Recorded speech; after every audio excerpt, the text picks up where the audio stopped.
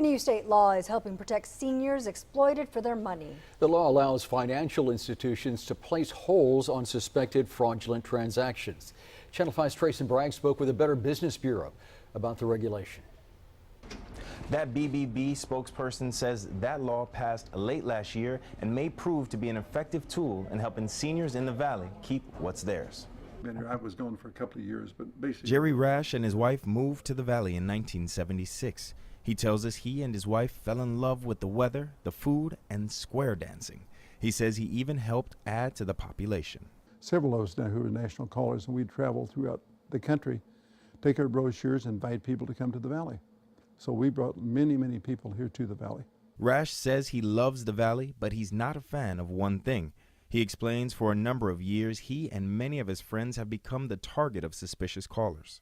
You get these calls from IRS all the time, supposedly, you know, stuff like that.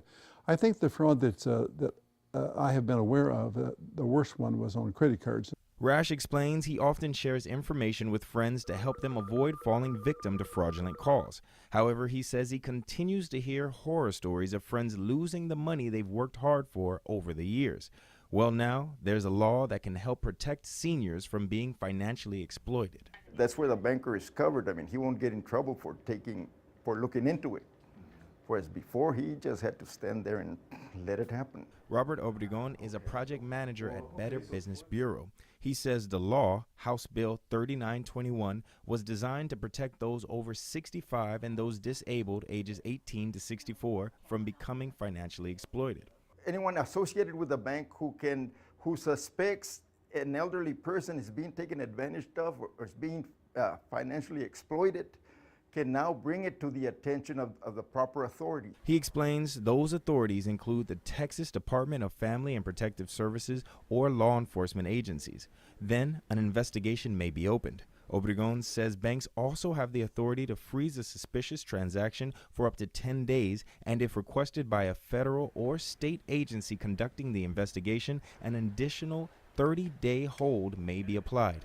He tells us there's more. When people were trying to cancel, they had a hard time canceling that direct withdrawal. So this law also assists them. They can now go directly to the bank and tell them, we want to put a stop on this, and the bank will investigate. Obregon says that can be an effective tool for seniors who find themselves automatically renewed in automatic debit agreements after the term of their original contract. He explains for taking these actions in the past, banks and financial institutions could find themselves sued. Rash tells us he hopes the law helps he and other seniors protect the money they've worked hard for.